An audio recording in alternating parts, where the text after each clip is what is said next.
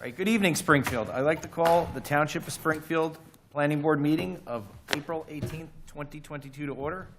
Adequate notice has been given in accordance with the Sunshine Laws. Notice was published on March 21st, 2022 in the Star Ledger, the official newspaper of the Township of Springfield for 2022, and posted on the Annex Building on the same day, March 22nd, 2022. Let's do a salute to the flag. I pledge allegiance to the flag of the United States of America and to the republic for which it stands, one nation, under God, indivisible, with liberty and justice for all. Okay, can we have a quick roll call? Yes, before I start, I would just like to remind everybody to please speak directly into the microphones, otherwise it doesn't get picked up on YouTube. So don't speak back here, in other words. Okay. Thank you. All right. Mayor Alexander Kaiser. Present. Middeman Rich Huber. I don't know, is he not coming? You don't know? Transit. All right. You get your... Mr. Andrew Schwartz. Present. Mr. David Barnett. Here. Mr. Brian Brendel. Here. Mr. Aaron Laufer is absent. Ms. Marissa Ruggiero is absent. Mr. Thomas Lopes is absent. Mr. Scott Wishna. Here. Vice Chairwoman Sharon Kessel. Here. And Chairman Tiger. Yes, I'm here. have a Okay, quorum. perfect. Okay, let's look at the meeting minutes of March 2022. Everyone had a chance to review them on the Google Drive. Anyone have any questions or concerns? Seeing none, could I have a motion to approve the March 2022 meeting minutes? Motion. Anyone second? Second. Anyone opposed? Nope. All in favor? Aye. Aye. Abstain. That's right, you weren't here. Okay, perfect. If motion passes. The next thing on the agenda is Ordinance Review 2022-11, which is the billboard changes for the township. That's going to be deferred to May 4th, 2022, at 6:30 p.m. At either virtual or in person. We're going to work through that. So anyone here from the public to talk about the billboard ordinance, it will be deferred to the next meeting date. Perfect. That meeting you said is May 4th. May 4th at 6:30 p.m. somewhere, which will be determined and noticed by to the public. For the record, we've had a tough time working with, this is our first meeting back. It's great to see everyone, except you. Yeah, I understand. Our date was picked up by the court. The court took over our Monday date, so we have to work over the next couple weeks to come up with a date that works for the board, whether it be a Tuesday or Wednesday or so forth, but Monday, the first Monday of the month, won't work for us anymore going forward. So with that, our next is, we have an application, -2-2022S. This is Patriot Way Urban Renewal LLC, 40 Church Mall, 32 Blacks Lane, 20 Blacks Lane, 18 to 24 Church Mall. Wow. Blocks 209 and 208, lots 1.01, 5, 6, 8, 9 for preliminary and final site plan and major subdivision. So if the board remembers, about a year ago, we subdivided the church. The board granted subdivision approval for the church and the separate lot. That has been completed, which was great. Over the past several months, the township, our business administrator, has done a wonderful job working with the applicant and to come up with a good plan for us. The planning board subcommittee has met several times with the developer to come up with some changes and updates to the plan, which is done, and I'm glad to see that they've done a lot of that and incorporated a lot of that. So now they're here to get subdivision and planning board approval for 100 units over from the back of Church Mall. So before we go to you, I always turn it over to our board engineer. It gives a quick overview so that way the board has a good understanding. Please, Mr. Disco. Well, Mr. Chairman, I think you laid the groundwork. It's a redevelopment project that the Mayor Council and the Planning Board have previously heard about or reviewed in some capacity. I think it's been a long time in the planning process. I think the Mayor Council were certainly comfortable with it. As a refresher, there are two buildings that were encompassed by that, the Sarah Bailey Rec Center and the old church at the end of Church Mall on the right that are both structurally deficient. No one's allowed in them. They are of no value. The only value is basically to knock them down. So it seemed to be the essence of what a redevelopment plan is supposed to be, to take elements such as that and then improve upon them. You have have a applicant, a developer, who has commingled some properties and owned an adjacent piece, and so they've made it a more campus, in quotes, setting for the existing Spring Mill Manor and for what's proposed before you tonight. And this used to be the Veal, part of it was the Veal property that the board approved and never went. 2 years ago, the board approved the Veal, which was on a couple of the residential lots to the just south of where Sarah Bailey is, and then this basically takes those existing properties and adds the church property and the Sarah Bailey property, and then what it does is it takes Academy Green and then it relocates Academy Green between Blacks Lane and Church Mall so that it wouldn't be two separate parcels. It's one contiguous parcel, other than the fact that the cemetery remains kind of enclosed behind what will be this project, the Spring Mill, and then you've got the Route 78 barrier wall. So Perfect. that's the setting for it. I think Perfect. that covers it. Okay, before we go forward, so the board's aware, Vice Chair Kessel and I, on behalf of the board, we hired a consulting traffic engineer. He's here tonight, and he'll go through with us some of the traffic impacts, as opposed to utilizing theirs. Their traffic engineer is going to be here as well, but we're going to kind of rely on ours. So with that, Counselor, if you want to come up. What? You want to swear us in there? We're going to do we're going to do a global swear, and a global swear. So, Counselor, if you would bring everyone up, and then after you announce yourself, we'll have everyone sworn in, including our engineer. Okay, thank you, Mr. Chairman. And thank you, Mr. Disco, for the description of the project. My name is Danielle Kimback. I'm an attorney from Bisgare Hoff. I represent the applicant Patriots Way Urban Renewal, LLC. The application tonight is for preliminary and final major subdivision and site plan approval. The property is governed by the township's Blacks Lane and Church Mall redevelopment plan.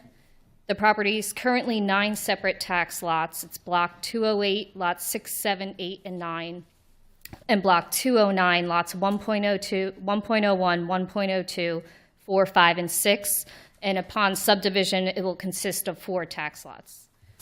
As Mr. Disco explained, the site plan application is for 100 residential units, which includes 15 affordable units to meet the township's obligation for affordable housing, and we'll describe the other site improvements as part of the site plan application.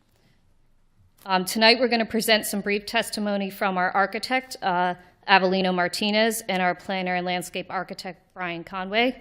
And we also have to answer questions from the board, our civil engineer, Anthony Ficino, and our traffic engineer, Gary Dean.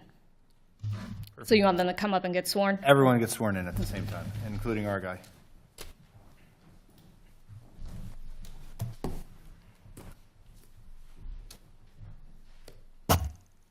You all swear to tell the whole truth and nothing but the truth in the proceedings before the board tonight, so help you God? Yes, I do. All right, let's start with our consultant. Please identify yourself for the record, bud. Richard Cowley from Brightview Engineering. And Rich, you've been hired to provide traffic expertise, and you're a licensed civil engineer in the state of New Jersey? Licensed since 1999. I'm filling in tonight for Joe Fishinger from Brightview. Joe unfortunately couldn't be here. Little illness. That's why we're wearing masks. And your license is valid as of tonight, right, bud? Yes. Okay. So any hearings now, from now on, that you appear for, we're not going to swear you in anymore. This is universal. This carries you through this calendar year. Okay? All right. We'll do you guys one at a time. Good to see you, bud. Gary Dean, D-E-A-N, traffic consultant for the applicant. Gary, have you been qualified before this board before? Yes, I have. And you were qualified as a licensed professional engineer and with particular expertise in traffic, is that correct? That is correct. My license remains current good standing. Okay. Good. Let's go to number 2. We'll do them all. Do it at the end of time. Avelino Martinez, Avelino, spell that first name, buddy. A-V-E-L-I-N-O. And how about the second part? Martinez, M-A-R-T-I-N-E-Z. What are your credentials, sir? Licensed architect in the state of New Jersey. Who are you employed by? Blackbird Group Architects. And what do you regularly do? You design projects like this? And I do. My practice is primarily in the mixed-use and multifamily And your license is valid as of tonight? And I don't think you've ever appeared before this board before. Okay. Next. Anthony Pacino, F-A-C-C-H-I-N-O. What are you, Anthony? I am a licensed professional engineer, planner, and land surveyor. I work for Casey and Keller. I've testified before this board before, probably about a year ago, as a planner and engineer. My licenses are current and valid. And they accepted you at that time. Yes. Okay. Last but not least. Brian Conway, C-O-N-W-A-Y, landscape architect, professional planner. Been before this board several times. By whom are you employed, Brian? Casey and Keller, I'm sorry. It's okay. You shouldn't be sorry to be employed by them. And they're valid as of tonight? Board have any questions as to the qualifications? No. There's no members of the public, right, Jeff? Nope. Okay. Well, Scott, yeah, but he's not there. All right. You're good. He's not going to challenge. Okay. Okay. I think just one other housekeeping thing, Mr. Chairman. I'd like to just note that we received, I think, 3 reports tonight. One from Mike Disco, dated April 15, 2022. One from Brightview Engineering, dated April 13, 2022, that was prepared by Joe Fishinger. And last but not least, one by Keenan Hughes, dated April 12, 2022. I only have the draft. My bad, it was April 14th is the final edition of Mr. Hughes's. And counsel, you received copies of these reports, did you not? Yes, I did. Okay, so I would just suggest, Mr. Chairman, just to make this easy, if in fact your witnesses agree with everything in the reports because we know how good they are, they can just come up and say yes. Our professionals will help guide you through any things that they specifically want comments on.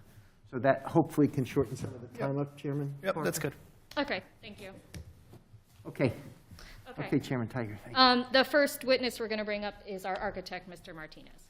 Okay, now, the exhibits that we have here, have they all been, are they all part of the packet that was submitted as part of this application? I believe 2 out of 3 of them were. Let's mark the third. Is that correct? 2 of them were submitted?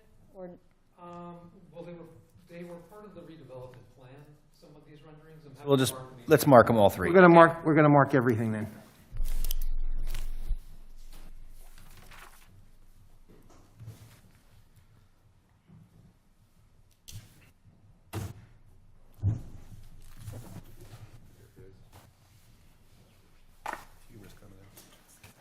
Okay, let's wait 1 second if you don't mind, because one of my other board members are here. This way there's Okay. no testimony other than it was me and I gave it.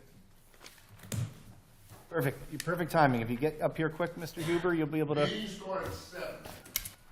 The records show that Mr. Huber has joined. And he's excited. Can the record also show his tone and general demeanor? As opposed to his regular tone and general demeanor? So, Counselor, just for the record, Mr. Huber just joined. Agree that there was no testimony or anything that would Yes. preclude him from voting? Yes. Okay. Perfect timing, Mr. Huber. Okay, gentlemen. Go ahead, sir. So, this is the actual set of drawings that were submitted, so I'm not going to mark that as an exhibit. Nope. So, exhibit 81 would be a color rendering from Ornamental Church Mall and To be a mic. Cabin Green. How is, hold on, Jen? How is this going to get picked up? Is that the mic pick it up through? Is that? Are you able to take it off the stand? I just asked the same question. You're gonna have to detach and then plaster, Okay. and then the stand. Oh, Jen's doing it now. When you break it, it comes out of your pay, you know. New ordinance we just passed. Here you go. I'm going to try and make sure it stretches. While you're doing that, does anybody need hard copies of the reports that were posted to the Google Drive? They were posted. They were, but I don't know if anybody needs the hard copies. Just say so. Pass them down. Go ahead, Counselor. Go ahead. So I'm going to mark that Exhibit A1 if that Sure. works.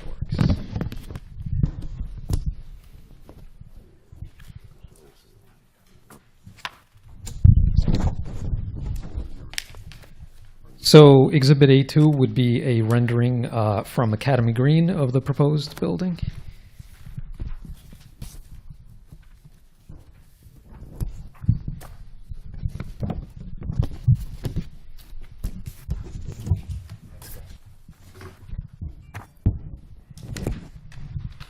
Exhibit A3 is a rendering of the proposed improvements to the existing Spring Mill Manor building.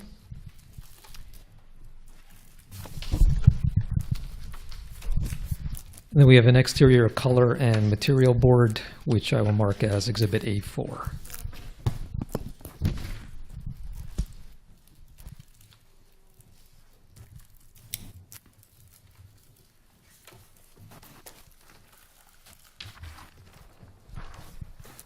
Okay, so in general, the project comprises a total of 100 dwelling units with a 15% affordable set aside. So there are 15 of those units would be affordable. The breakdown of those is 3 one-bedroom units, 9 two-bedroom units, and 3 three-bedroom units for the affordable units. The market rate are 25 one-bedroom and 60 two-bedroom apartments. So just as a general overview of the building itself, the garage level of the building, which is largely buried, so it's truly a basement, contains a total of 174 parking spaces, of which 27 are tandem parking spaces. So those tandem parking spaces would be assigned to the same two-bedroom unit, and the remainder of the 120 single parking spaces make up the balance of that. So even though the majority of this parking garage or this level is dedicated to parking, we do have 2 trash rooms and 3 elevators and 3 stairs.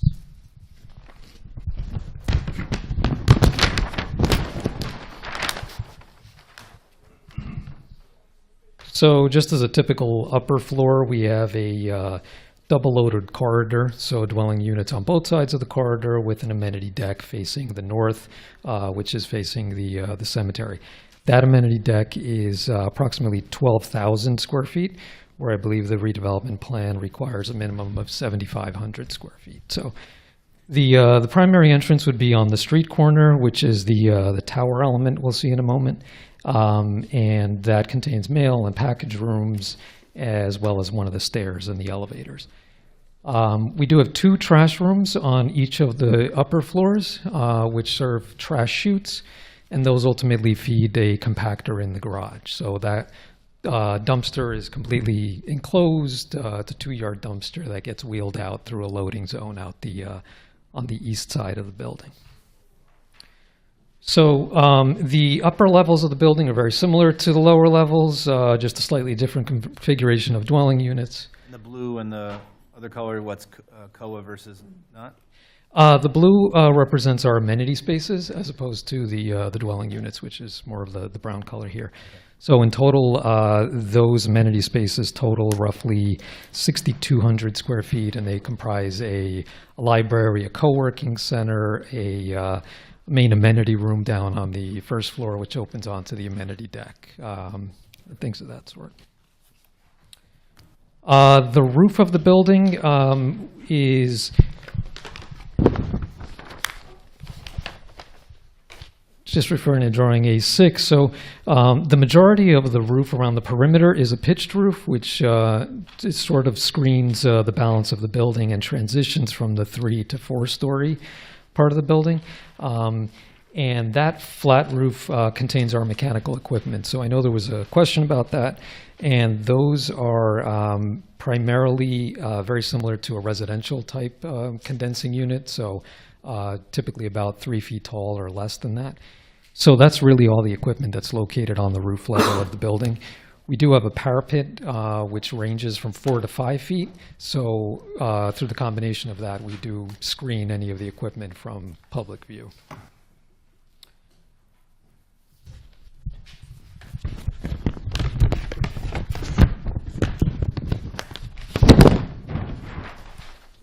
So just quickly looking at the exterior of the building, and I'll show that in greater detail in the renderings, but along Academy Green, we transitioned from 3 to 4 stories with the pitched roof on the sides that are exposed. And then as we get to the rear of the building,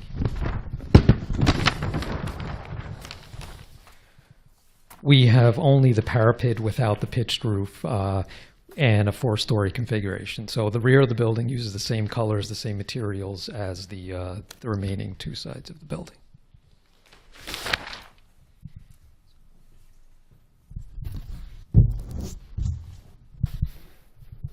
This one's A1, right? Yes, so Exhibit A1 is our rendering from the corner of Academy Green and Church Mall. And there you can see the combination of pretty much all the materials that are being used on the building. So we have primarily a brick veneer, which is a true brick, not thin brick, which we can see on Exhibit A4 is the red brick color here. And then the balance of it is a combination of pre-finished fiber cement siding. So that's either a siding panel or a traditional clapboard siding in 2 colors, which is the white and the beige color here. In addition to it, there are portions that are cast stone along the base of the building, and that would be... Let's see if we can put that up afterwards and go through that, because that way the public can see. Sure. That's watching. Maybe he can hold it up alongside you.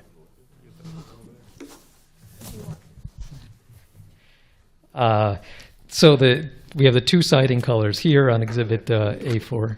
It might be too heavy for these. It's all over now. Okay. It may be too heavy. All right, so go ahead. Just hold it up. It's fine. He's big enough. Yeah.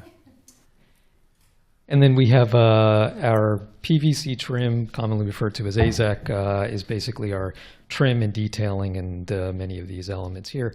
And we have the gray asphalt shingles is the upper portions that are exposed. And then we have accent roofs, which are done using standing seam metal roof, as shown here.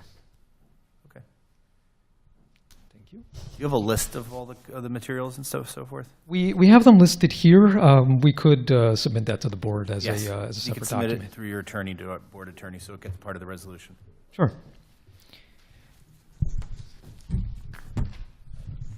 Can I ask, is these the paste-on bricks, or are they the real bricks? No, it's real brick. Real brick, yes. I mean, obviously, we know that things could change in the field, and you'll work with Mr. Disco, but having this here right now is what we presented to the board, is what the board's expecting it to be designed. We just went through terrible supply chains. We know things may have to change.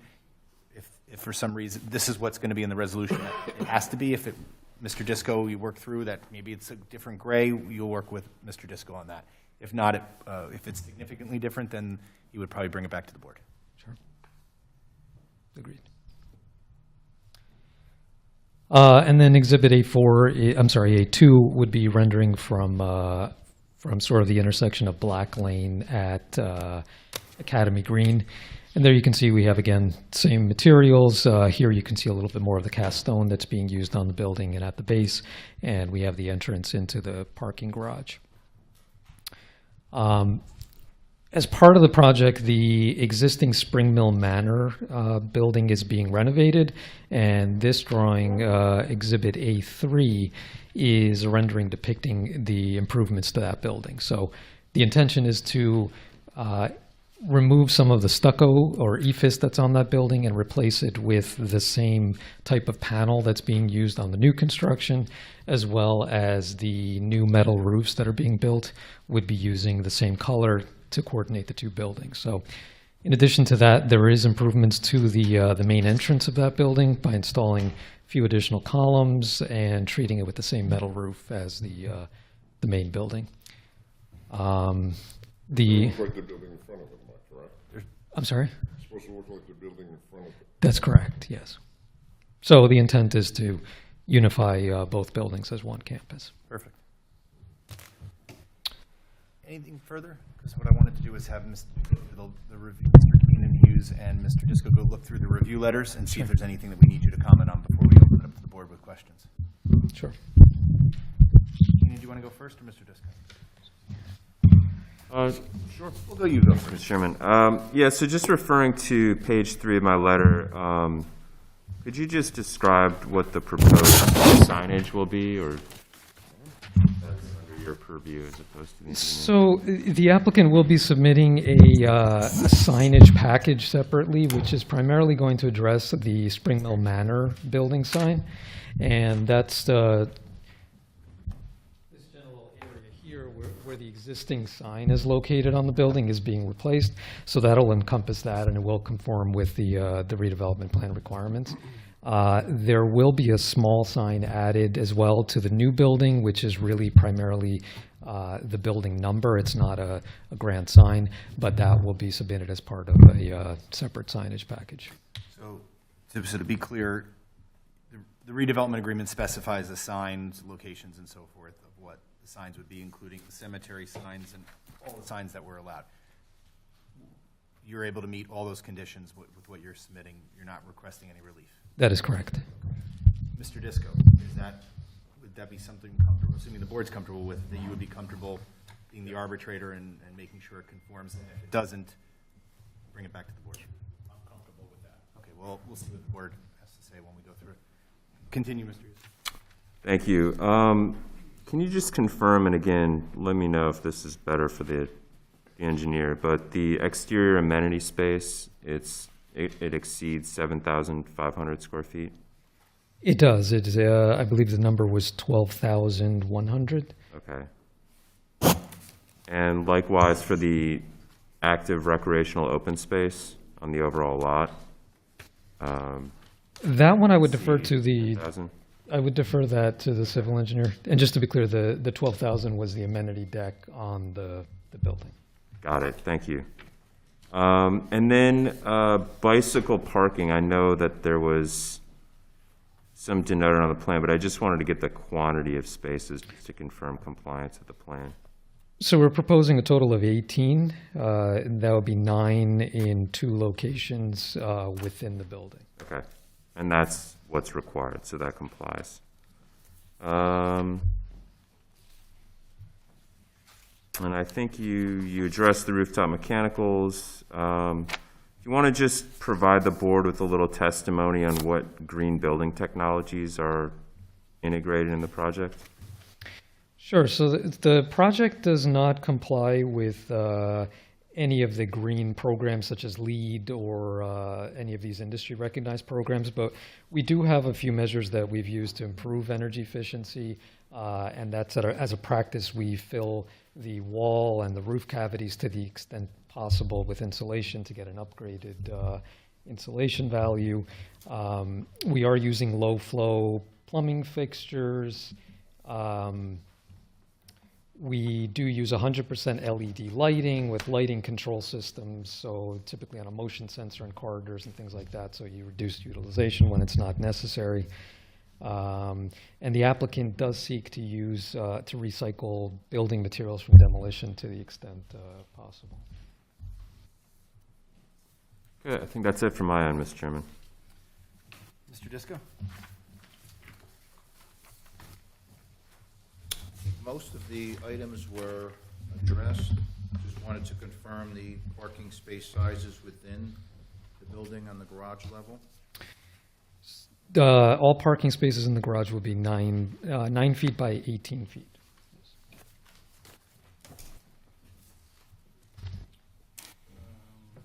And there'll be no roof-mounted material on the front half on the pitched roof. That's correct. So we'll have the architect, sir. Okay, perfect. All right, so for the board, we'll start down with Mr. Wishna for first. So the first thing that I just want to make sure, and you can address in your comments, that we're comfortable, I am, with the signs being submitted to the engineering department. If they're not comfortable, they'll kick it back to us. But go ahead, Mr. Wishna. Okay, so I guess with respect to what was presented, I think you marked it as A2, which is the rendering showing the renovated exterior of the existing building? That's A2, correct? That's the existing building? A3. A3, okay. Was there anything presented showing the existing conditions of the existing building that was entered in? We did not, no. Okay, so without referencing exhibits, I guess the question I have, and I understand the need to conform the two buildings for uniformity perspective. Any of the exterior improvements we're talking about cladding, or are we talking about actually adding structure to the existing building? I see like dormer windows from the roof. Is that existing condition today, or is that something being added? Right, but the portions that would be added would be the dormers on these areas. There is also this element here right now is a flat roof portion. It's actually the elevator tower, so there is a roof being built over that. And then on both of these projections, these elements are being constructed above. So the remainder of it is generally adding shutters, the flower boxes, and replacing materials. Okay, so is all of that work able to be done solely by accessing the exterior of the building? Is any of the roof penetrating has to happen through the interior? Or is everything able to be It should all be attached done from the to the exterior. roof? The dormers are not open to the interior, they're really just built. Okay. Okay, no other questions then. Thank you. Perfect. Mr. Huber? As far as parking spaces and that, are you give any for visitors in your plan, or are they gonna be parking on the street? I would probably defer that to the civil engineer, who's going to explain the site a little bit better. From inside the building, I would expect that is really resident-only parking. That's all I have. Everything else was asked. Mayor? I don't have any questions. This witness. Sure. So you mentioned the trash rooms that go with a chute to a compactor. What are the provisions for recycling? So there's two chutes in each of the trash rooms. One of them is for traditional household Gotcha. waste, and the other is for recycling. What about electric vehicles, either outside the building, or the ability, if any of the tenants who have assigned spots have an electric vehicle, for them to get recharging stations? So there are electric vehicle charging spaces proposed, and they are inside and outside the building. So there's a total of 36 ultimately proposed. 28 of them are in the building. Now, just to clarify that, the 1/3 is installed now, and then there's a phased plan for the balance of the 2/3. So at the inception, there will be 10 electric vehicle charging stations in the building. Right. So if a tenant who has an assigned spot, one of those tandem spots, has an electric vehicle, can they get the ability to charge at their within their assigned spot, or do they have to use a charging station somewhere else? So the assignment and the location of the charging stations hasn't been determined, but I would imagine that they would be distributed by type. So tandem electric car charging, as well as singles, as well as handicapped parking as well. All right, no further questions. Ms. Kessel? No question. Andrew? I just want to follow up on Mr. Barnett's questions about the electric vehicles. What you said was, right now, there is no plan in place on how to assign those? I'm not aware of the plan. The applicant would determine through management how they will assign the parking spaces. What I know for certain is the tandem spaces will be assigned because they have to be assigned to one 2-bedroom unit. Okay, So I would think that by this stage, you're at a plan where how that's going to be distributed, because you're going to have 100 units here. Right. And the expectation, I think, is that as time goes by, over the next decade or so, the likelihood that your residents are going to have an electric vehicle is going to increase. But it sounds like some assigned spots will have electric vehicle charging stations and some won't. And if I'm a tenant who, in 10 years, buys an electric vehicle, I may be out of luck on how to charge it in the garage. So, I mean, again, just to clarify that, we will be proposing or installing that number of electric vehicle charging, and I'm sure there's a system for assignment. I'm just not familiar You're with not, that. okay. Right. That's fine. If you're not familiar with it, then I'll wait for somebody who is. Andrew, I'm even going to shortchange that a little bit and suggest that the applicant should come up with a plan. We're dealing with this just all the time now. Yeah. They should come up with a plan that would be subject to our professionals' review to make sure that they provide the number of spaces that the state law requires, and that they distribute it appropriately to meet the challenge that you just talked about. Right. And I think that could be a condition of an action, because it seems like the applicants are having trouble designing these on other ones that I've heard. This isn't the first time this has happened. So I get it, but I think they can come up with something. We got 3 people down there who certainly can figure it out with them. And I think that if the board's going to approve it, I think that could be a condition. Counselor, is trying that to engineer. acceptable? Yeah, we can agree to work with work with your professionals on how they'll be distributed throughout the site, and the management works with the tenants to kind of meet the demand. Sure. And since they're phased throughout the project, which the DCD permits, as tenants come in, they'll see what they want. This is tricky. I just sat on your side of the table. We did one for 1,200 units, and it's really an interesting issue right now. Yeah, everyone's figuring it out as we go. Okay. Mr. Brendel? Nothing for me. So the only question I had was, so obviously these two buildings are a distance apart.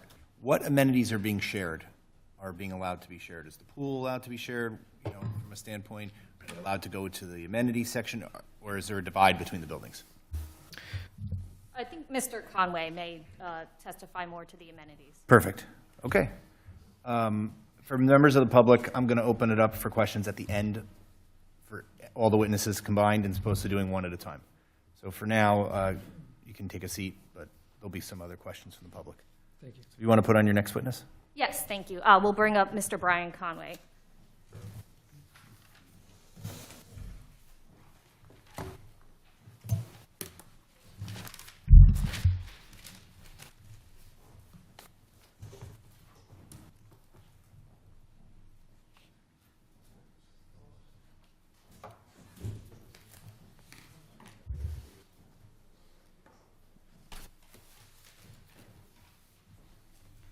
Brian, do you have anything that's going to need to be marked, or are these all part of the submission package? I believe A5 is our next one, is that correct? We're not going to mark the table, though. Yes, A5.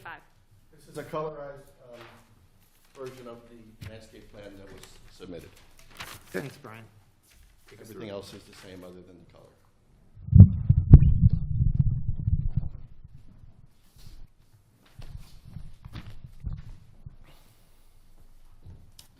I wanted to start with a brief description of the cemetery as an existing ongoing use, because that was something that was of constant discussion throughout the course of the beginning of the project. Please include the distance, because that's what we're going to want to know from the end of the building to any plots, people, all that stuff. I'm going to start with just some generalities. As previously discussed, the cemetery has been previously subdivided. It's on its own parcel right now. There was also an easement along the northern side of the the proposed building, a 12-foot wide easement that's going to be paved as access to the cemetery.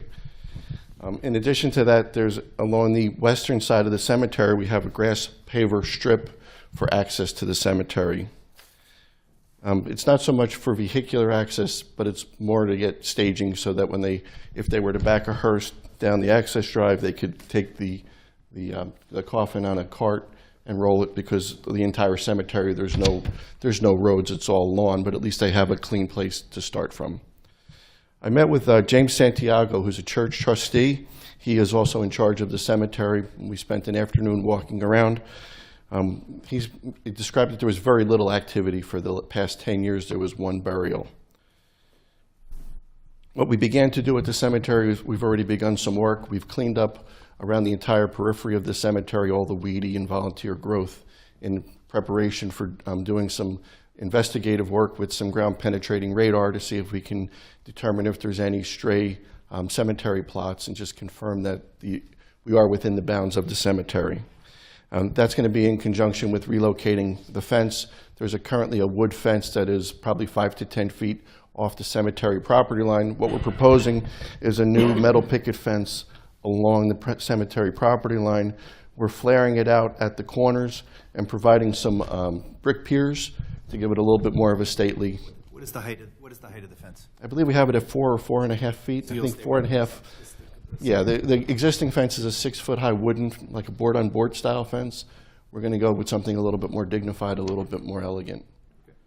We're going to tie it into the corner of the building at the northeast corner at the end by 78 and the northeast corner that's nearest to Spring Mill Manor. There'll be a single man gate on that Spring Mill Manor gate and a double gate by the grass paver driveway on the northeastern corner at the end of the building by 78.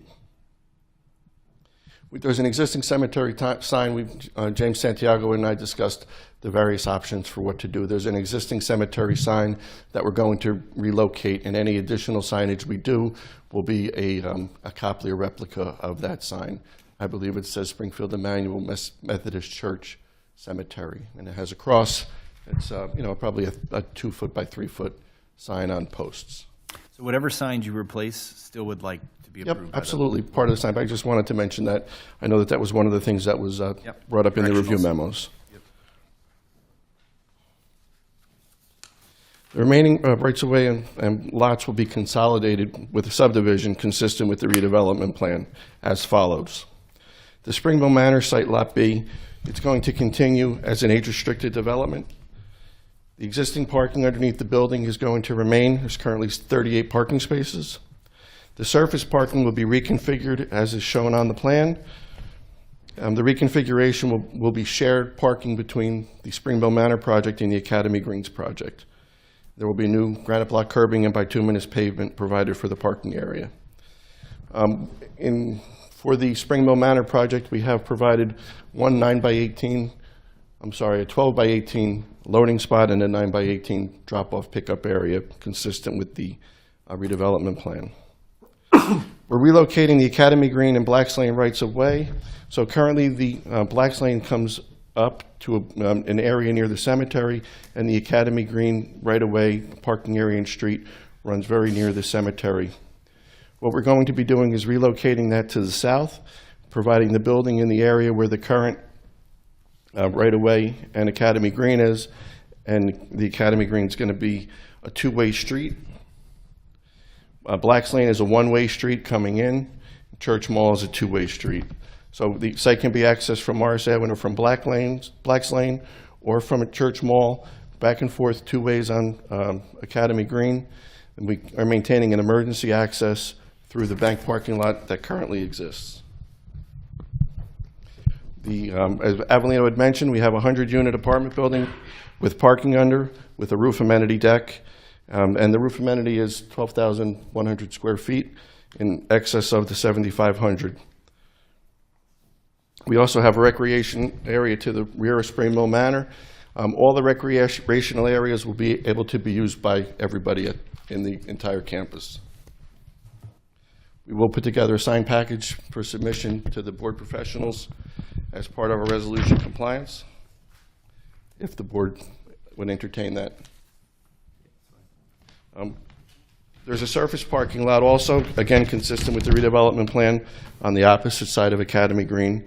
It's 19 parking spaces to service the development. There was an area of the planning board subcommittee met with you guys, and there was an area of banked parking. There was an area of parking that we deemed that wasn't necessary, that we agreed to, quote, approve, but bank. Correct. For future use as approved by the TRC. Can you give the board a little overview of where that is? Yeah, I was just going to get to that. Oh, okay. We'll talk about the drop-off spaces. Okay. Thank you. So for vehicular and circulation access, we relocated the right-of-way for Academy Green. We have Blacks Lane and Church Mall. As I mentioned, Church Mall is 2 ways, Black Lane is 1 way. The Spring Mill Manor has 2 entrances to parking garage that currently exist. Those same entrances are going to be maintained, entrance and exits. We talked about the emergency exit from the bank. We have a 12 by 40 loading area for the proposed Academy Green project. And we have, on the plan, we had originally proposed 2 drop-off delivery areas on the corner, one on Academy Green and one on Church Mall. The redevelopment plan calls for 2. There was some question as to whether or not the one on Academy Green would conflict with the stop sign. So what we're going to do is we're going to propose to have no drop-off pickup on Academy Green, but there's plenty of space for 2 on Church Mall. So if that's acceptable, we could do that. The other thing we have potential is the banked parking areas. We have 2 banked parking areas on Academy Green, 1, 2, 3 banked parking areas. Each could be 2 parking spaces. So if there was an additional drop-off pickup area, it could occupy one of those on Academy Green if it were so desired. Right now, we have them as landscape jut-outs into the road to act as traffic calming and a little additional width for whatever it needs to be used for. Regarding parking on Church Mall, we anticipate none of the parking on the street was counted in our parking counts. The parking on Church Mall is going to be short-term parking for visitors of the cemetery or anybody else in the neighborhood, and we would sign it. However, the town would like for us to sign it so that it was clear that it's not for residence use or overnight parking.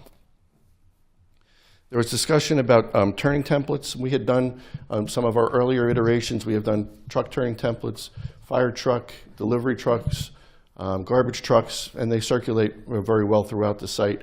We can provide that also as a condition of approval. We just didn't have it included in our set that we submitted. Mike, you comfortable with that as a condition? Yeah, I even mentioned in my review that I recall that they had supplied them in the redevelopment plan process. Yeah, okay. For parking, we're compliant with the residential site improvement standards as well as the redevelopment plan. We have a parking requirement of 271. Yeah, wasn't that 271, and we're providing 273, so we have 2 additional parking spaces.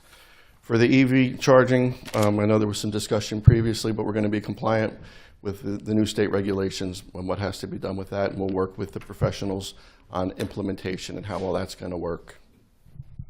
I just wanted to talk very briefly about grading. I know Avelino had mentioned about how the parking garage is largely underground. So the high point of the site is basically at the corner of Academy Green and Church Mall. That's elevation of approximately 102. The parking garage entry is elevation approximately 91. So there's about 11-foot difference in grade coming down Academy Green. So this building is taller at this corner than it is, taller at the eastern corner than it is at the western corner on Academy Green, because that building, as the road goes up, that parking garage gets buried under the ground. On the back 3 sides, it's largely completely underground. The recreation area, just for discussion, the recreation area elevation is between 91 and 93, and existing Springville Manor is approximately elevation 91. Our stormwater management is compliant with the new stormwater regulations. I believe Mr. Disco did a review on all that. Can you give a quick overview? There was a condition, there was a number 8 of Mr. Disco's letter, I'll just jump into it, that if you can give an overview of what the recreation is and then maybe provide some testimony. I know there's been some dialogue between the planning board, our board engineer, and your team about an off-track improvement at the elementary school for donation for a playground. If you can kind of cover that in your testimony. Absolutely. Counselor, maybe. I'm lighting. I have 3 paragraphs, and then I'll jump right into the amenities. Let's get rid of that. We got it all covered. So for the lighting, we're compliant with the redevelopment plan. We have 3 basic lighting zones. We have the street lighting. Pause button. Do the recreation right now. Let's get it off the table. Okay. Not lighting. Recreation. Okay. Thank you. Streetscape. We have street tree plantings, street lighting designed together, mixed shade tree plantings with flowering trees. We have an entry plaza at the building, foundation plantings and benches. For the amenities, we have the roof amenity deck, which is 12,099 square feet, includes uses such as decorative pavement, trees, shrubs, and grasses, perennials, planters and deck level plantings, seating, lounges, tables and chairs, pergolas, and patio heaters. For the outdoor amenity area, we have 14,456 square feet, includes such uses as a fenced dog run, which is behind the Spring Mill Manor building. We have a tot lot and a small child play area at the north end of Spring Mill Manor building. We have terrace multi-use patio areas for barbecues, fire pits, fire tables, seating tables, and chairs. That's at the eastern end of the back recreation area. We have a large open lawn area with seat walls on either side. That area is going to function as a stormwater management facility also. It'd be a very shallow detention basin, but the primary focus is as an open lawn area for rec. As we go further west, we have the pool area. It's a 20 by 40 fence pool with pool deck, a decorative metal picket fence, and just to the west of that, we have a school child play area.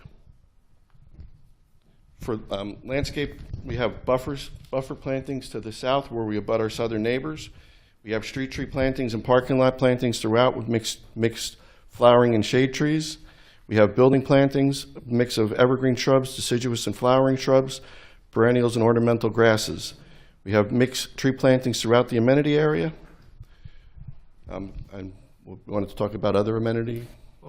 Yeah, so let's talk about, and I think, Counselor, if you want to kind of lead with it. I know that there's been discussion between the boards, the engineers, about an off-track improvement to James Caudwell School, which is the school that predominantly these kids would go to provide money for recreation. If you can provide a little bit of oversight, or your person can testify to that. Yes, the applicant is willing to contribute to off-track recreation as a condition of approval. As far as the timing of that, they do need to close on the Sarah Bailey property, and it would be part of the resolution compliance. Yes, I believe the amount is $80,000 is what they're going to contribute to the elementary school. Let me confer with my client. Yeah. Yes, Okay. we can agree. Okay, so, and I see more president from the school here, and I guess he'll ask some questions as it goes on. But If he needs to, if he needs may be happy and smiling, and just call it a night. True. Okay, and that's fine. There could be resolution compliance and and timing of when they close on the Sarah Bailey Center, and you can work that out with our board attorney. Okay, So it's part of the resolution. thank you. Okay, if you can go over, are you going to go over the plantings, how many trees versus where they are, or just a high level, if you can kind of take us through? Because I know that when you met with the subcommittee, we talked about putting in, some additional plantings in some areas. So for the shade trees, we have 56 total. We have Acer rubrum, red maple, sugar maple, honey locust, swamp white oak, American linden, and green vase alcova. For ornamental trees, we have 19 total. We have Amelanchier autumn brilliance, river birch, red bud, dogwood, and Yoshino cherry. And for evergreen trees, we have American holly, eastern red cedar, Brackensbaum beauty magnolia, Norway spruce, and green giant arborvitae. Fine, just a high level of how many trees? 86 evergreen trees, 19 ornamental trees, 56 shade trees. And Mr. Disco, have you reviewed that for the areas and you're comfortable where they're being planted? Yes. Perfect. You'll include those numbers in, or that exhibit for the record. Okay, anything further? No, I mean, the light, I'll go to say the lighting is compliant with the redevelopment plan. And in closing, we present a project compliant with the redevelopment plan. We have reviewed the memos from the township professionals. We'll comply and work with the professionals to resolve any issues. Perfect. Mr. Disco, anything from your letter that we think we should focus on, besides the few things I brought up? A couple of things here. Number 10, often we have these developments, and then we get a surprise transformer that Yes, we discussed that. miraculously shows up in a very inadvantageous state. So they've provided some possible locations of that, which is off the street view, which I think is appropriate. And I don't know if you want him to enter that testimony in. Yeah, let's do that, because Important to- I think that's important if it dramatically is different and Mr. Disco feels uncomfortable. I'm going to discuss it on the site plan, on the landscape plan that we have up because it's easier to see. It's on the site plan drawings. Sure. But we have a transformer and a generator proposed right by the loading area, just to the north of it. And then we have another potential generator proposed on the north side of the building facing Route 78. And I mean, we may need one, both, we're really not sure, but that's where we'd like to try to guide that to go to. Okay, I think the board would say we want to try to put it in areas where it's not seen. We understand. We would agree with that. And that ties in with item number 16, which was a redevelopment plan requirement, or at least a guidance, which was to have underground installation of utility lines. So I presume everything that you have control of will be underground. That's correct.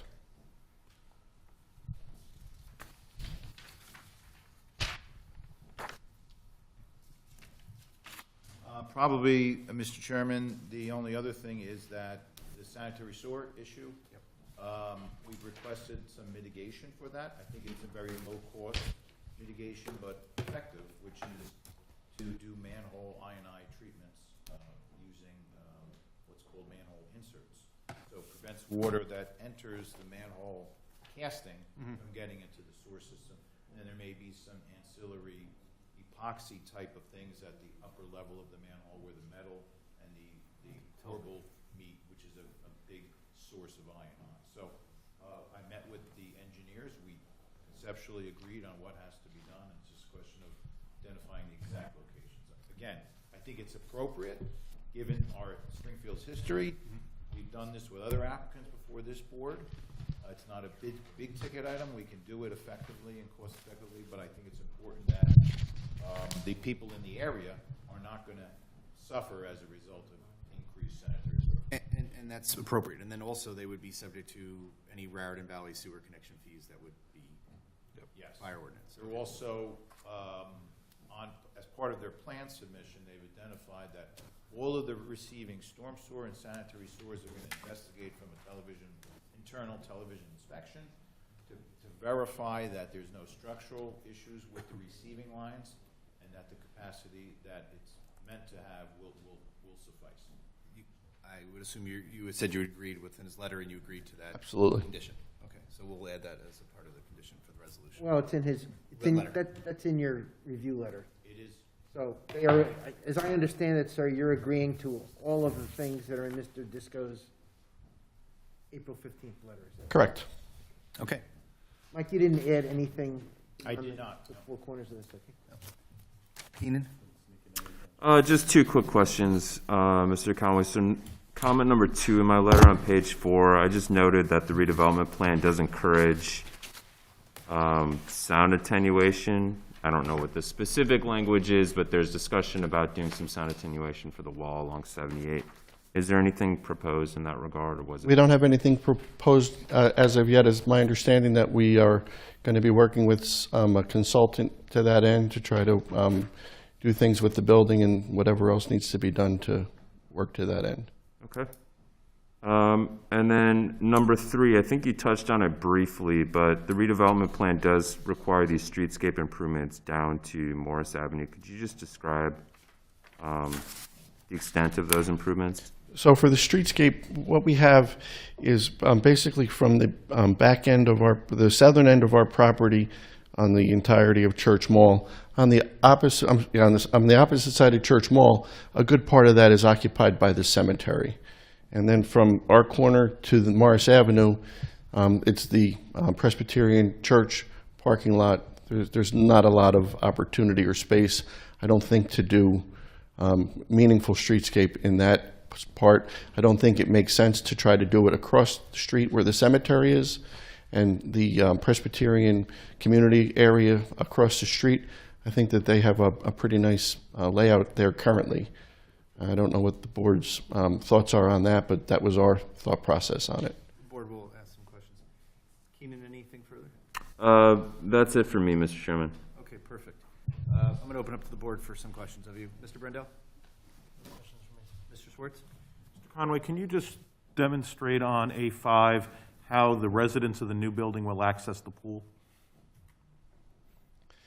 There's two, we have a complete circulation where you could walk around the entire site. So somebody could come out, there's a doorway in the back, could walk out to the 12-foot wide drive, and then there's a walkway that goes around the entirety of the site, loops across to the Spring Mill Manor, comes back across behind the loading area, and then comes across and all the way to Academy Green to the front door. And I know you had talked about the fencing separating the cemetery. Does that fencing also continue along the back end of the building where you were just? So there'll be no fencing between the back of the building and the cemetery.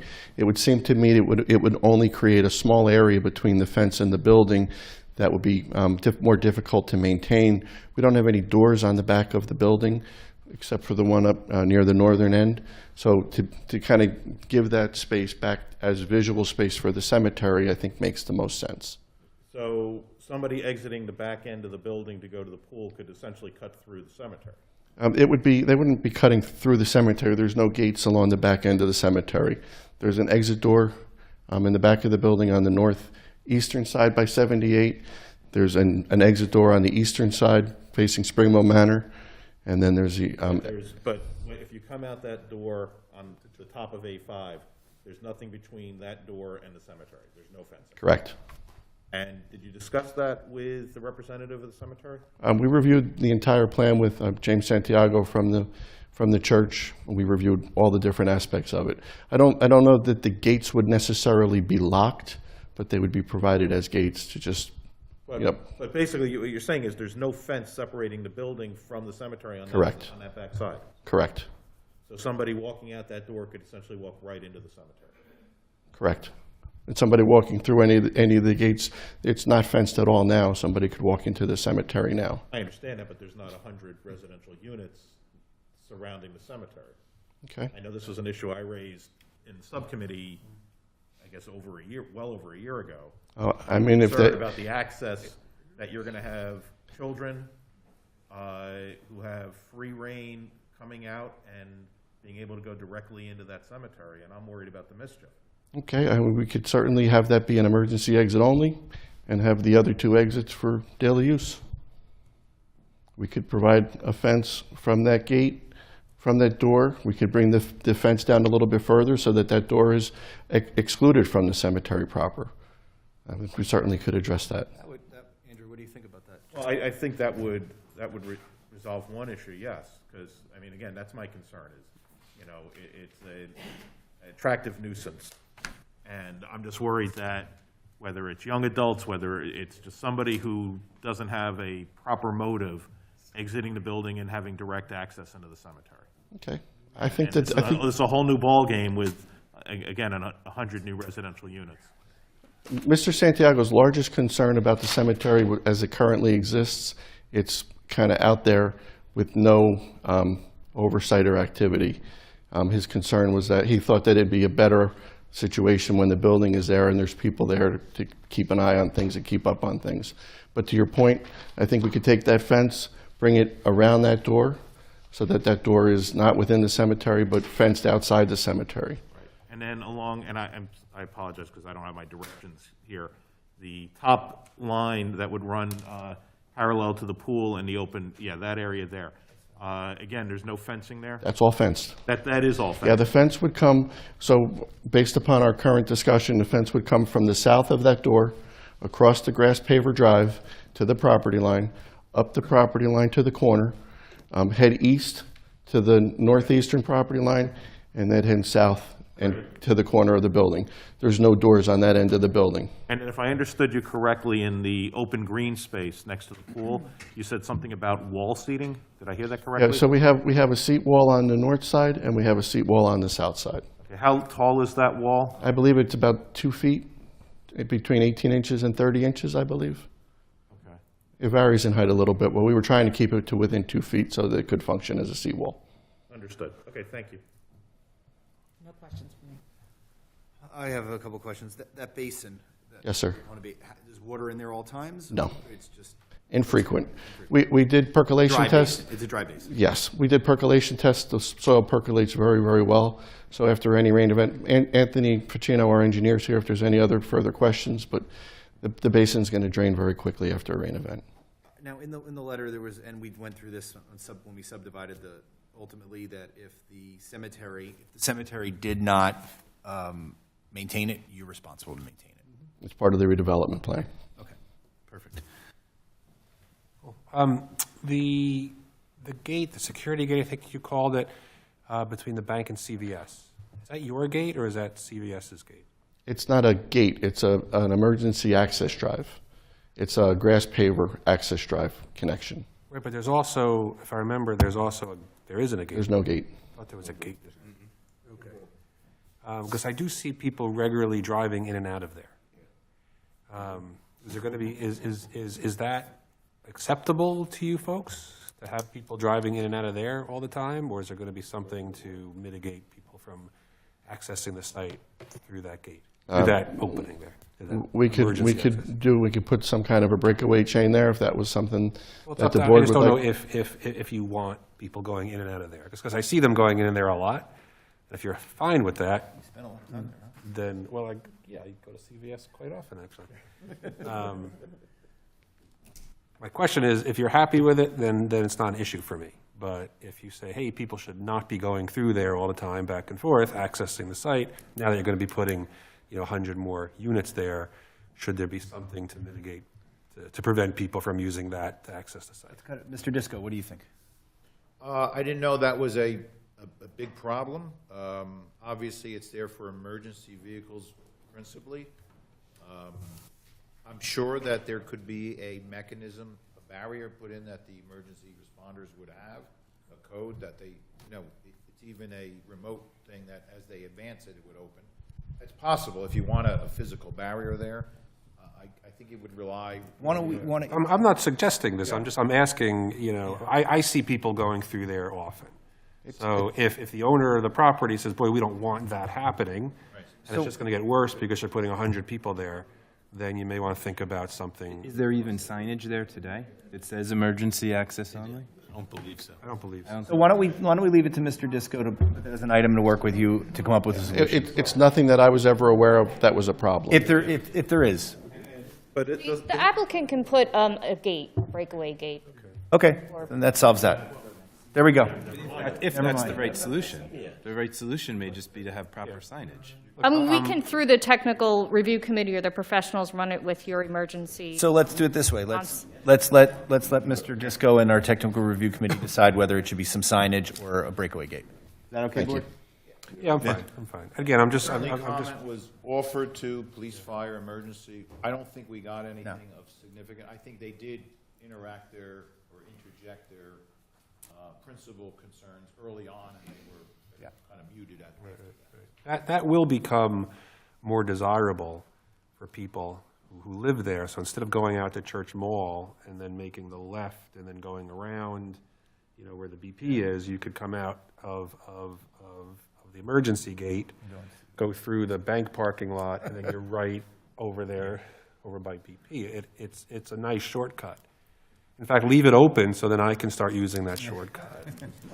I just can't come up with no. So we'll leave it to you. Anyway, so think about that area. To and that if it's end, an if issue. I may add a little testimony, that was something that we talked about today, actually. We will be providing a crosswalk across Academy Green. There currently exists a sidewalk along the western side of Black Lane, so that we're going to provide a crosswalk at this stop sign at the intersection of Black's Lane and Academy Green, so that somebody could easily walk from the building to CVS on the sidewalk. And it's also a pretty easy walk to walk up Church Mall to Morris Avenue and then make a left. Certainly easier on a reasonable weather day than driving. Yeah. Mayor? Very quickly, touch on the trees. Are the trees native to our area, or you were listening off a whole bunch? You kind of got into that, so.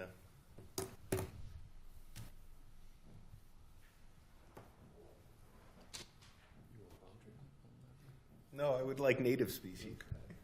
12 of the species are native to New Jersey, predominantly.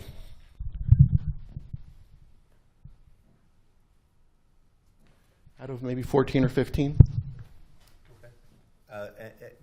Going to the pool, how many months of the year is that going to be operable? We really haven't discussed the management aspect of it. I would imagine it would probably be from Memorial Day to Labor Day, typically. Mr. Huber? You said there were 53 spaces in the building that's up there already, that's empty or something like that, 35, 53, something like that. 38 existing in Spring Mill Manor. And you're using it for the front building? No. Did because we talked about that. You came in front of the committee and said you cannot use your spaces in the back of the building. So Spring Mill Manor, the parking for Spring Mill Manor is the 38 parking spaces that are under the building, and it'll be, a number of parking spaces that are immediately adjacent to it. And then the parking for the Academy Greens new development will be the parking that underneath the building. It's underneath. Not everything. There's 19 spaces across Academy Green, and then the balance of the parking in the rear lot. Can you, just jumping back on the parking, can you highlight how many for tenants, and you may have already done this, for tenants for each building, and then for visitor parking? So the way the residential site improvement standards work is that you don't need to provide additional visitor parking if there's enough parking available that 50% of the units can have a space available in a public parking area. So we have enough public parking to accommodate our visitor parking. Mr. Huber, anything further? That's it. Mr. Wishner? I think we hit most items, but piggybacking on Mr. Schwartz's comment about access from the new building to the pool, can you just walk us through the pedestrian access from the existing building to the patio and pool? So there's an exit. There's an exit from the underground parking, which the stairs and everything come down to at the northwestern end of the building, and there's a walkway that comes right around. Okay. I think the majority of the residents in this building, if I'm not mistaken, are elderly and/or disabled. Is there any? I'm assuming this is all ADA compliant with Everything. respect to access, right? Everything is ADA compliant. Was there any? I mean, I don't know that all of them have vehicles either. So are they all accessing the basement or the parking garage to then be able to access? Is there another way from the main lobby? If they were to come out the front door, they would walk down the sidewalk, cross over in front of the parking garage, and walk out. Okay. I've been at the site dozens of times. There's very little activity in Spring Mill Manor. Yeah. Okay. And then I think the only line of questioning that wasn't already touched on, with the footprint of the proposed building, where it's situated pretty close to the property line of the cemetery, how do you intend to excavate and do footings, et cetera, without needing access to the cemetery property? Well, one of the reasons why we were discussing working on the fencing part of the cemetery in front of the project is to define the parts of the cemetery, the boundary of the cemetery on the outside edges where it's a little bit easier to determine along the eastern side, along the northern side, and then along the western side. The area of closest conflict, I think, that we're discussing is the southeastern corner of the cemetery. We had some extensive discussions on that when we were working on the redevelopment plan and finalizing the details of that. I believe that the minimum distance from this is the site plan that was submitted, so we don't need to mark it as an exhibit. It's got the redevelopment agreement, and the ordinance took into account that we don't have the building next to the headstones, but I get there. I'm just saying when they Yes. build, it's not the final product, it's getting to the final product. Yeah. Yeah.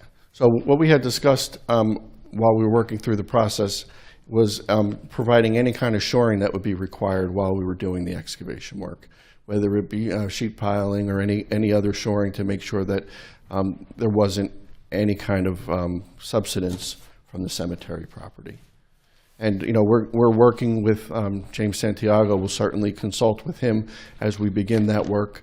That's one of the reasons why we're looking to do some ground penetrating radar, so we could find out exactly where those plots are and if there's anything that's outside of the boundaries of the cemetery. Largely where we're putting the new building is in where Academy Green is now, which is far enough away. And the headstones along the southern edge of the cemetery all face inward, so the plots the burials are in front of the to the north of the headstones. We're going to be doing any excavation and construction to the south of them. So any of the excavation, exporting of fill, et cetera, doesn't have to cross over cemetery property? No, we're going to establish the boundaries of the cemetery on the front end of things, so that we're all very mindful and cognizant of that. Okay. I mean, I know it. Obviously, you mentioned there was one burial in the last 10 years. I don't know how frequently this is visited, but I think we do have to be respectful of the fact that it is We were very serious. people's final resting place. We were very serious about that, which is why we had reached out to James Santiago and the church to really engage them in this process. Did James, just for my own edification, did James tell you how many more plots are potentially opened, or you said there was only one burial in the last 10 years. I can't imagine that there's... So it's my understanding that there's 2 requirements in order to be buried in the cemetery. You have to own one of the plots, and you have to be an active member of the church. So can't imagine there's... that was my understanding from him. Last question, and I didn't go through Mr. Disco's letter in its entirety. Was there a plan that was put together that explains where construction vehicles and construction workers will park while this building is being constructed? This is kind of an underutilized area, but I don't know that there's necessarily places to So I know the one discussion that we had, there'd be no construction access on Black's Lane. Yes. That was one thing that we had discussed internally as in our group. So everything comes from Church Mall. Caudwell Church Mall also has, they have a nursery school there. Yes, they have a nursery school right across from Sarah Bailey. Yeah, I mean, that's another thing that we take into consideration. I mean, before you start, I'd want to meet with them and go over that. It's good. Mr. Disco is going to do a pre-construction meeting, so I'm sure he'll include them in the process. I think this is a pretty easy site to manage because the neighbors are limited because of the highway. Yeah. And the developer does own the Spring Mill, so it further reduces. So you just have the couple of churches there, quite frankly, in CVS and the apartments on Morris Ave. So that can be managed, I believe, safely. Church Mall is a very wide road, so even if we have to restrict parking or restrict lane lines somehow, I think we'll accomplish it. Anything further, Mr. Okay. No, that's it. Thank you. Anything further with this witness? No, thank you. So at this time, instead of you calling your traffic engineer, Vice Chair Kessel and I, on behalf of the board, we hired our own traffic engineer. So I figured let Brightview Engineering come up, give their testimony, and if there's anything concerning to you, you would have an opportunity to bring up Mr. Dean. Okay, thank you. Okay? Thank you. So welcome, thank you for your time, but don't leave anywhere, because any members of the public wish to speak, we'll go through. Just do us a favor and just identify yourself once more for the record. Sure. Richard Calby, C-A-L-B-I, from Brightview Engineering. So you were already sworn in, so you don't have to go. So if you can kind of take us, I know that you've spent some time getting up to speed with Mr. But if you can kind of take us through the site, some of the counts, and more importantly, some of the changes where, like we discussed, where there's now proposed plans that are already finalized to make it a 2-lane out of Church Mall.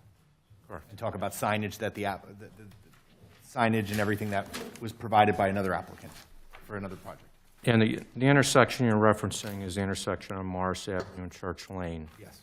The existing traffic light today has very little time in the way of green, what we call green time, for vehicles that are coming out of Church Lane, either making a left or right turn. I was actually there myself today. By the time you make the right turn and actually made the left on Morris, the light was already red. So you're getting 1 or 2 vehicles out of there. When you're talking about adding 100 more units and that additional traffic, there's going to need to be improvement. The improvements that you're speaking of that are currently planned include some striping to add additional turning lanes. Those will do some help, but not enough. We're recommending that retiming of the light be investigated. That could be post-compliance. It could be done by the engineer's office. We can consult with the town engineer on that as to what time it could be done. An application will have to be made to DOT to accept that, but that would be our overall recommendation. Outside of that, everything... Let me before you go forward, so I think the recommendation, which I think has already been discussed with the applicant, is they're going to fund an escrow account that the township will go to the DOT, taking information from Brightview and from Mr. Dean will provide to the township information to be able to support that application. That application is not a condition of approval, per se. It's that, the board's going to, and I'm going to, assuming the board's going to go along with this, that Mr. Disco is going to go to the state. If he can get it approved and it can get approved, then it will. I mean, Mr. Disco I think you said you're somewhat confident that we can work through with the state. They already gave an approval from another applicant to stripe the road, which will be done prior to the construction. But Mr. Disco, if you want to give an overview. Yeah, the lane striping, I think, is going to have a benefit, as everybody, has indicated. It'll at least provide, if people are going left and right at the same time, a separation where the stacking or the queuing won't get exacerbated. I think the applicant didn't have the ability to capture the school children, because either they weren't in session or COVID has put a kind of a limit to that currently. So I think that would be more critical if the school reestablishes with the 100 units in place. Remarkably, DOT granted approval to the Larkin people for the lane striping without reconfiguring the entire signal, which is what the fear would have been. The same thing happens here. You approach DOT for the signal timing and hope that they don't impose a full signal redesign, which is $325,000 here. The only difficulty with the request for signal changing is obviously, the pie is one shape. If you take more green time to Church Mall, you take it away from somewhere else. In DOT's view, I'm sure I don't mean to overspeak over any other traffic, their priority is obviously the Morris Avenue corridor, where thousands of vehicles are going as opposed to our few vehicles on Church Mall. So they may look at this with a jaundiced eye and say, yeah, an extra second or two would help Church Mall, but it might hurt Morris Avenue. So I don't think there should be an illusion that we're guaranteed to get a change in green time. But I think we make a viable attempt collectively, and I think it would be prudent if we can do it without hurting Morris Avenue. Because if we hurt Morris Avenue, everybody in the room is going to get impacted by it. Yeah. And again, for the board, number one, you would be leading the charge as opposed to the applicant, so the confidence is that you would be able to at least do your best to try to get it through on behalf of the board. And the second issue is it's just, this is leading, the backup, if there is any backup, is minimal because it's going back to their property from a standpoint. Yeah, I think, unfortunately, until you have the 100 units there and functioning, you can only guess and anticipate how it's going to react. Obviously, users who are accustomed to the 6-second green time or 7-second green time, like I saw when the school was operating, they know they have very short time. They're there every day. I think people will get up to speed. I think the fear would be the cut through by CVS that people might discover that that's another way out if the light becomes a problem and if the timing isn't resolved. So, But the 2-lane road does make it much better. it doesn't hurt. It only can help. How much it helps, again, if everybody's turning right, it's not going to help. But if you got left and right going on at the same time, it'll help. Okay. Do you want to continue? Yes, thank you. Thank you, Mr. Disco. For the most part, the remaining issues in the review letter are pretty straightforward.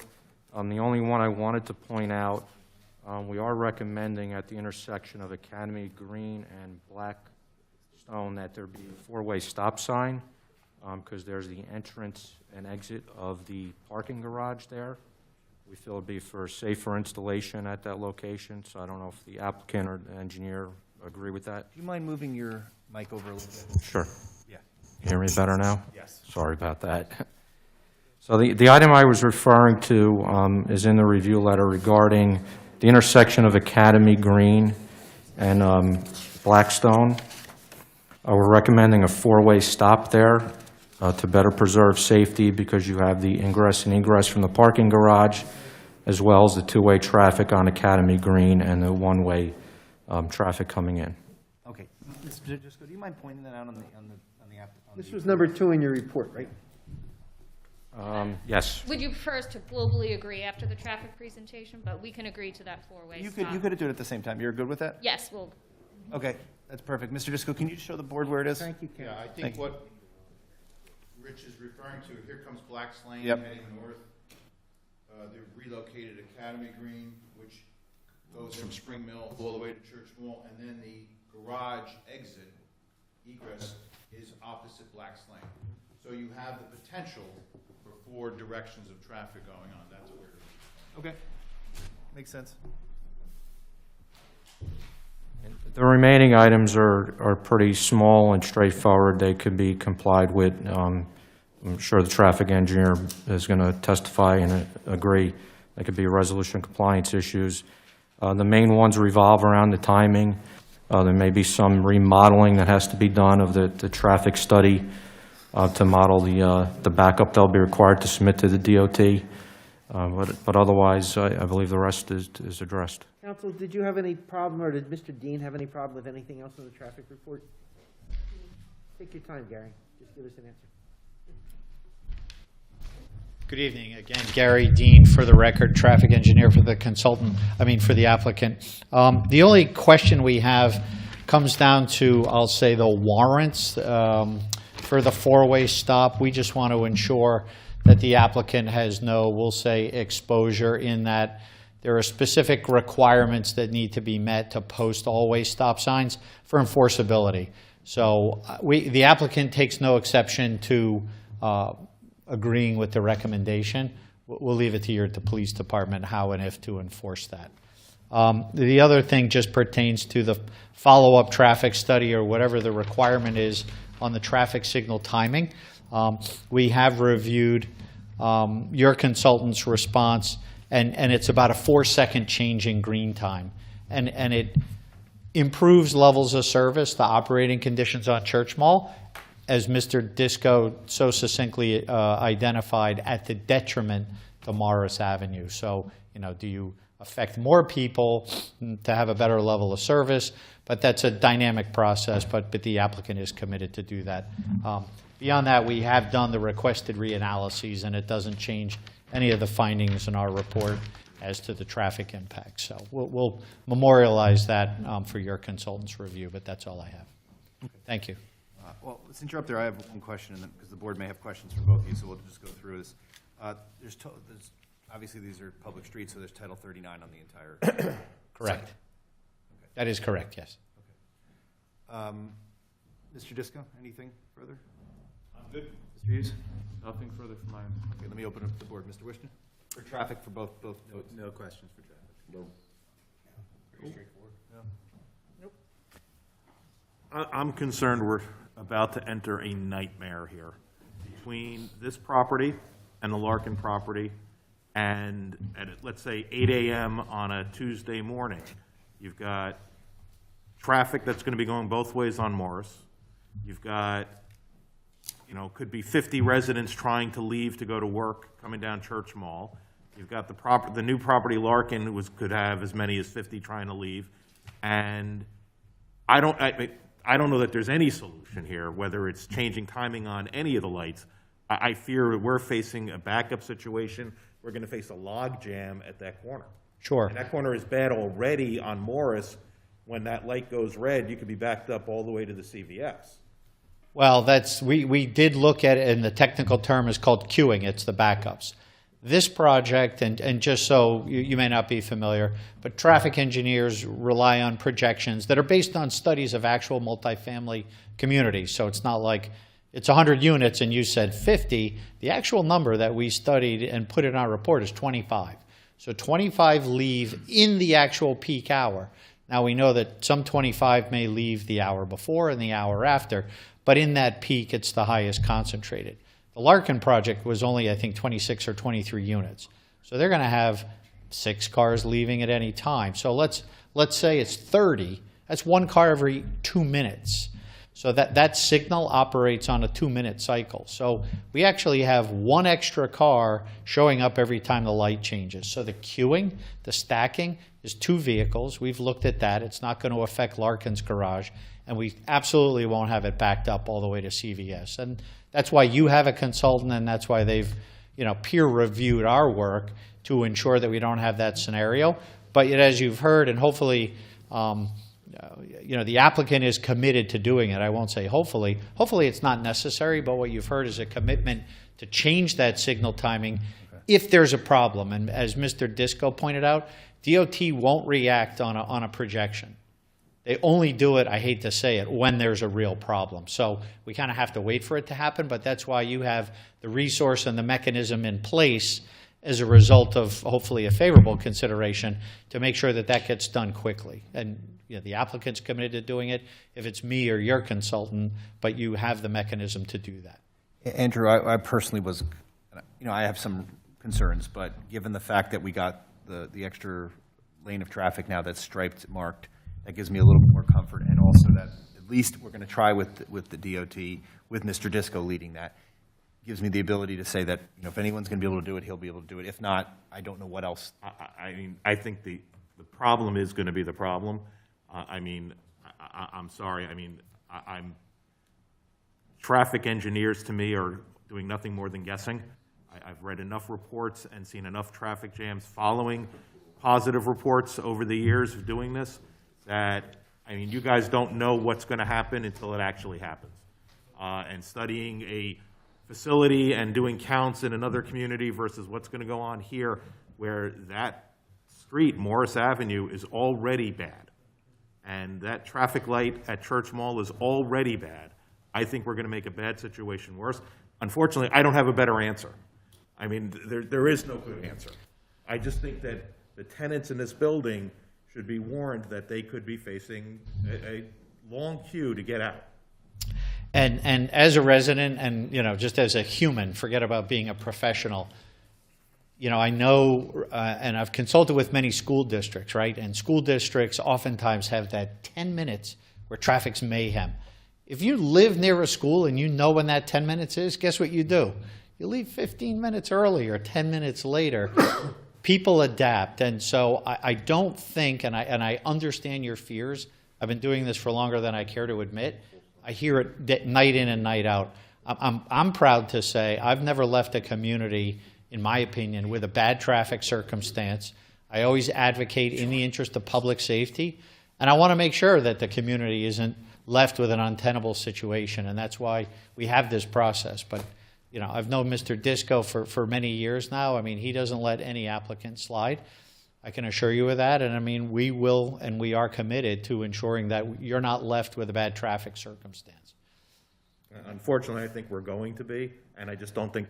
I understand. Again, I come back to, I don't know that, I don't have a better solution. I don't know that there is. I think in anticipation of the redevelopment, I don't know for a fact, but I suspect that's why Mr. Disco worked with the applicant, Larkin, to get that extra lane on Church Mall in anticipation of this very project.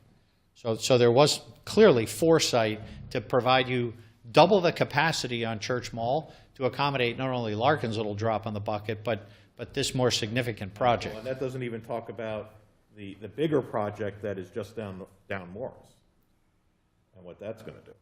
It's not Crescent. Yes, Caudwell. Thank you. Andrew, that's what this process is about. We look at our part, and then you have the collective assessment, through this board and your professionals. And Mr. Disco, how many units was Veal? Because was the Veal project. And Veal was approved before Yeah. Larkin was Yeah. glimmered. So we did anticipate the Veal development traffic with it. If my recollection is correct, I think where Larkin was 24 units, the Veal was 40, 30-something? 36, I'm here. 36 sounds about right, yeah. Okay, so some of that was, what do you think, Richard, I'm sorry I forgot your last name, but, we hired you because, not that we don't trust Mr. Dean at all, but, at all. Wait, what? No, but I want the board to be comfortable because, we're the ones that are engaged you. No, we would like to view the revised analysis, because the majority of our comments were around the original analysis, so hopefully that will answer some of the questions. But the timing will be vital. Hopefully we're very successful with DOT to get that added to the lake. We're not successful. Let's play the game that you're not. Do you think that the extra lane is going to be good enough to try to help minimize this, or would we Yes. You do? Yes. Okay, anything further, Andrew? No. Mr. Brendel? Okay, so Thank you, seeing Mr. none, Chairman. nothing for traffic.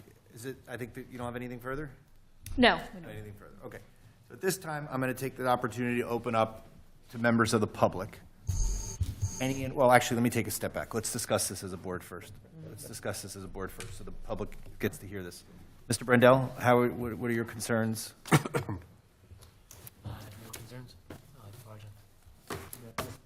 Andrew? Well, I'm not going to repeat my traffic concerns. I'm just of the record that we're setting up a nightmare situation. Because otherwise, with the fact that the developer is cognizant of any issues with the cemetery, that pleases me. And I think it's going to be a beautiful development, but one that's going to could potentially negatively impact the town, through no fault of its own, really. I like the project. I do share Mr. Schwartz's concerns about the potential of the additional traffic. However, I think we have really good safety valves in place to plan for it, and we're just going to have to wait and see it. I think it's a very positive plan, and I'm glad that you brought it before the board. Again, give a lot of, our business administrator did a lot of work on this with the applicant, so I'm pretty pleased. It looks pretty good. The one thing that I wanted to kind of put out there with Mr. Disco, and I forget what's your name? Brian Conway, is I'd like to make sure that it's very clearly delineated where to dig and not to dig. So some sort of, I don't know, fencing or mesh fencing to show the difference, saying this part's okay to dig, this part's not okay to dig, so we don't hit into that. And it be checked on a reasonable basis that we're making sure that that's the case. So that would be a condition that we'd have come up with, whether it's silk fencing, mesh fencing, something temporary until all the digging's done. We talked about no construction vehicles running along Black's Lane as one of the other conditions. Let's see what else we had. Signage on Black's Lane, where the road gets a little bit more narrow. I think we discussed in subcommittee that there would be some painting the line on Black's Lane. Yeah, yes, please, if you want to come up and talk a little bit about that. Line painting along Black's Lane, no parking signs, things like that. If you can add quick testimony on that. Mike, are the things that Chairman Carter is talking about, are they shown on the plan? The signs are shown on the plan. Right, we have a note and a no parking sign, and the note says, provide 3 no parking signs along Black Lanes at 60 feet on center. What about striping it like yellow or something to make sure? Yeah, I think that's something we defer to the fire department on that. Okay. Again, they were notified, they didn't offer a comment or requirement for that. I think we'll just reinforce the question to them. Okay. If they feel it's necessary, again, that can always be added at any point in the process. Okay. So comfortable. You're comfortable? Yes, whatever Mr. Disco decides, we'd be happy to accommodate. But we included the signs on the plan. Okay, perfect. Mr. Barnett? So I'd like to thank the applicant. Actually, I know a lot of work went into this, including our township administrator, our township committee, the subcommittee here. I think the project's great. I believe this is going to be transformative to our downtown. We've been working on our downtown for decades now, and a project like this, I think, is going to be extremely significant to revitalizing the whole area. Once this is built, you'll start to see the buildings and the restaurants actually farther west on Morris Avenue start to rehabilitate themselves as well. So I love the project. I think it'll look really great. I love that the applicant is making a campus and upgrading the old building as well.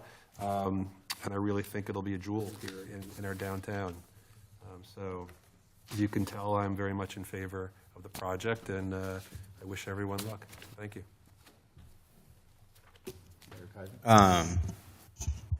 Not to repeat everything, but yeah, very excited about this project.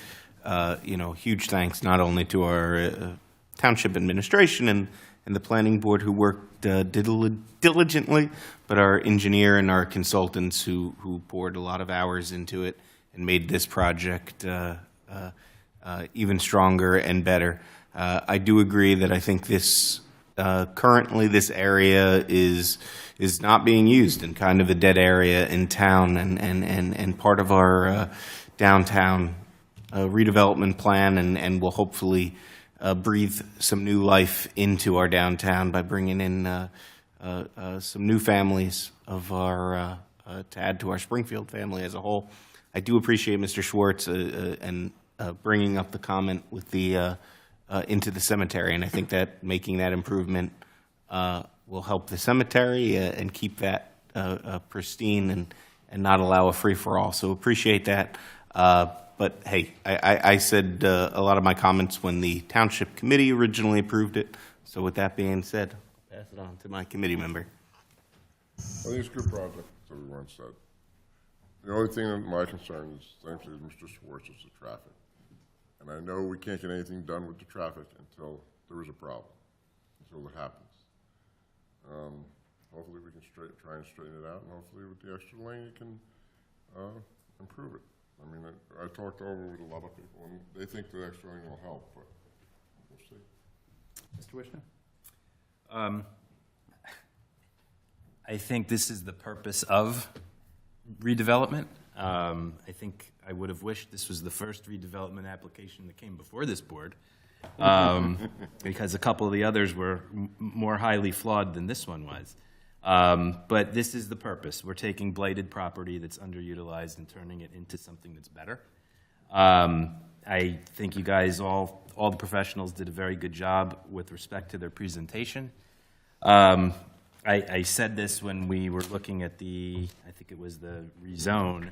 I do have a concern with the fact that we have over 500 units that have yet to be built that will be coming online in the next couple of years, of what that impact will be to our school system. I don't know that we've seen that formal reporting come through, but as it relates to this specific application, I think the applicant's done everything right. And this looks like to be a great addition to Springfield. So, going back to the school, as everyone presented anything to the Township Committee, we called the old, Matt, and we told them right away, like, they're presenting 100 units, they're presenting 500 units, presenting, To be even, it's been Matt, I sat down with the superintendent not once, but twice, and walked her through all current development plans and future plans that we hope to eventually see in the coming 5+ years. The schools are certainly well aware. I think presently they are able to help, and we've had an amazing dialogue with the Board of Ed over the last few years. So, working in conjunction to make sure that everything works for the township. well, we want to make sure. Okay, so before we open to the public, I just want to make sure that we're aware of two conditions. So one, the applicant's going to continue to fund an escrow account until at such point in time that Mr. Disco doesn't feel like that, that the county, the state will grant this. So they'll continue to fund whatever escrow work by our engineer and Mr. Dean in order to provide that application and work with the county, the state. Yes, the applicant will agree. Okay, and then the other comment is, at closing and resolution of compliance with the Sarah Bailey Center, the applicant's going to donate $80,000 to the Board of Education for improvements at James Caudwell School. Yes, the applicant will agree. And there was one other condition. Any and all bonds, performance guarantees on the trees and everything In like that. conformance with the MLUL requirements. Yes. You'll get to that. care of You'll that get to with that. Okay, perfect. Okay, so at this time, I want to take the opportunity to open this matter to the public for two things, whether it be public comments or questions of any of the witnesses. Now that the public's heard what the board's questions and concerns were, open it up to the public. Sir, just raise your right hand. Do you swear to tell the whole truth and nothing but the truth to proceed before the board's hearing? So help you God? I do. Who are you? Scott Silverstein. I'm president of the Springfield Board of Education, 139 Mountain Avenue. Thanks, Scott. Go ahead. Mr. Chairman, members of the Planning Board, wanted to thank you for the very thorough presentation tonight, but more importantly, to thank you for taking the needs of the schools into account as you evaluate projects, and particularly this project.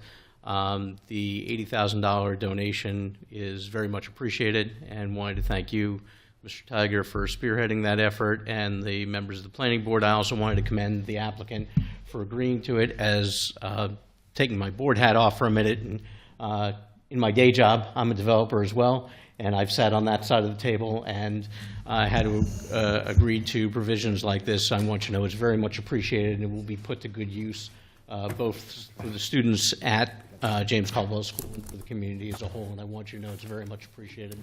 And I'm very hopeful that other developers will follow the lead of this applicant and enter into similar agreements to ensure that the impacts of development are addressed in the schools. And to the, just wanted to briefly address the point that Committeeman Huber and Mayor Kaiser raised. We are very appreciative for the dialogue that's gone on over the last several years with the Township Committee and the Board of Education. Our former BA was certainly kept apprised, and I presume our current BA, Ms. Callis, is being similarly kept apprised. And it's something that we look at continuously with our demographer to figure out what potential impacts are. And unfortunately, very much like traffic, until they actually happen, you don't know. But you can get a pretty good idea based on the breakdown of the units, particularly one-bedrooms, and how they're unlikely to impact the schools, what you're likely to see. The challenge is always, if they say, well, we're only likely to get, I'm just picking a number, 20 kids out of a particular development. That's great if they're spread over 13 grades. You're getting a little more than one a grade. If they all come in third grade, that might be more of a challenge. That's the kind of thing that you don't know until it happens, but we very much appreciate the dialogue and the continued effort to keep us informed so that we can continue to plan. So thank you very much, and thank you very much. And happy to answer any questions, but hopefully there aren't any. I just would say one thing for the record. I'm looking right at council. This was a rational nexus under the law. This is not a quid pro quo. It's not anything like that. This was something because of the development going in, because of the amenities that are being provided, as you know, because you said you did development work, and as council certainly knows from her office too. So this is just something that we could have done all kinds of calculations, and we could have done all kinds of things. In developments of this size, under redevelopment plans, this is absolutely permitted. It had nothing to do with whether it was going to be approved, whether it wasn't going to be approved. The fact is, it was a rational nexus. We could have done it in some other way too, but it just seemed like this was the most straightforward. You don't have any problem with that, do you, sir? I don't have any problem at all. I just want to commend the I didn't applicant think you would. for I'm their just being agreement to it. very, very careful. Counselor? Yes, we don't have any problem. Thank you very much. Thank you. Let's get out of here. Thank you all. Any other members of the public wish to come and speak on this application? Seeing none, I'm going to close this matter to the public and remand it back to the board. I think the board kind of already had a little dialogue. If anyone wants to entertain a motion for approval. Mr. Chairman, I'd like to make a motion for approval of application 2-2022S Patriots Way Urban Renewal LLC at 40 Church Mall and other adjacent properties for preliminary and final site plan with the conditions that you mentioned earlier, major subdivision. Second. Also includes all the items, David, in all of your professionals' reports. Yes. As testified to on the record. Yes, of course. Okay, can we have a roll call? Mr. David Barnett? Yes to approve. Mr. Brian Rendell? Yes. Mayor Kaiser? Yes. Committeeman Huber? Yes. Mr. Schwartz? Yes to approve. Mr. Wishna? Yes. Vice Chair Kessel? Yes.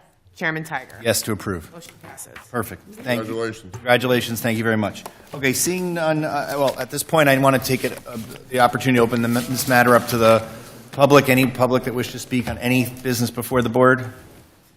Okay, seeing none, I'm going to close it and entertain a motion to adjourn. So moved. Okay, thanks. In favor?